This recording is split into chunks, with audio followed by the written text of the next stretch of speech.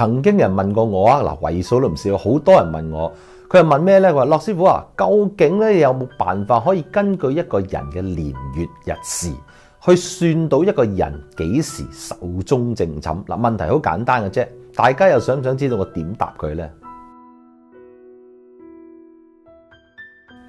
答案只得一個，好簡單嘅啫，就係唔撚得。咩叫唔撚得？唔撚得就係唔撚得。明唔明白？唔係我講粗口啊！咁首先一樣嘢就係話，我哋要好明白理解一樣嘢就係，喂，呢啲嘢唔係可以算嘅咩？係咪你冇料到啊？係咪你咩都唔掂啊？咩計唔掂啊？咁樣啊？好多人都曾經質疑過呢個問題。其實由我入行到我學到去而家呢個情況咧，我都覺得呢個係一個好無稽嘅一種講法嚟嘅。因為點解嚟？大家平心靜氣啦，即係唔好話咁勞氣啦。我聽到呢啲問題我都好勞氣。咁啊係乜嘢咧？就話一個人。好多時我哋身邊有呢啲咁嘅人存在，譬如話孖生兄弟、孖生姊妹，佢哋係一定係同年同月同日同時出世。我唔能夠講佢同秒出世啊，亦唔能夠同分鐘出世，但係佢絕對咧，佢爭出嚟嗰個八字時辰八字係一模一樣嘅。咁大家亦都係大家要諗一諗一樣嘢，就佢究竟係唔係呢個孖生兄弟或者個龍鳳胎或者孖生姊妹，佢哋都會係同一日死或者同一年死咧，係冇可能嘅。咁即係話咧，人生影響我哋幾時壽終正寢有好多好多嘅 factor， 即係有好多嘅原因或者誘因喺裏邊，包括咗我哋嘅日常嘅作息啦。嗱，父母一樣啦，生活初生環境一樣啦，但係老婆老公唔一樣啦啩。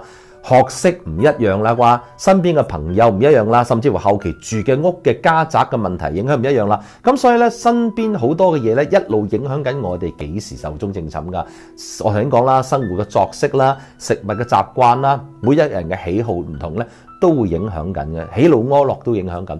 咁所以咧，呢一樣嘢係冇得算，冇得算就係冇得算。咁所以就係影響我哋人生，除咗壽終正寢咧，亦都包括咗我哋個人嘅成就啦，你人揾到有幾多錢嗰個容量，有啲人揾100萬，有啲人揾1000萬，有人有揾1億，咁算唔算到啊？算唔到噶，因為呢樣嘢係後期我哋唔係天注定噶，所有嘢係因應我哋每一個人所遇到唔同嘅事，每日遇到嘅嘢而決定。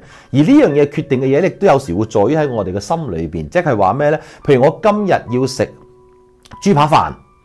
咁我食唔食到豬扒飯同我有冇決心食豬扒飯係兩樣嘢嚟噶，唔係話我算到你聽日食豬扒飯你就會有豬扒飯食噶，唔係嘅，而係我只能夠算到你聽日有機會食到豬扒飯啫。